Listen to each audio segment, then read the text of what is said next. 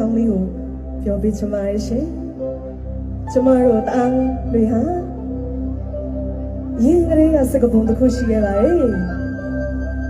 လက်ဖက်ကောင်းစားခြင်းပလောင်တောင်းတရတယ်တဲ့ရွှေဘက်လာပိတ်သက်များရှင်လက်ဖက်ကောင်းစားခြင်းပါတယ်ဆိုရင်ဟိုးဘက်မှာလက်ဖက်လေးဝယ်အားပေးလို့ရပါတယ်ကျမတို့တောင်းတိုင်းရင်းသားတွေဟာတော့ကြပါတာကိုလည်းအထီးကကိုးကွယ်ပါတယ်တအားကိုပြောလိုက်တာနဲ့တအားမြစ်ချင်းဆိုတာလူတိုင်းရဲ့အိမ်မှာရှိကြပါတယ်ရှင်ဆိုတော့ဒီရိုးရာရင်ချင်းမှုလေးကိုလှပစွာတည်ရည်သည်ဆိုမိုင်းကိုရင်ကလက်ရလှပစွာရစ်ဆက်ထားတဲ့ချင်းလေးကိုကျွန်မလွင်အချမ်းနဲ့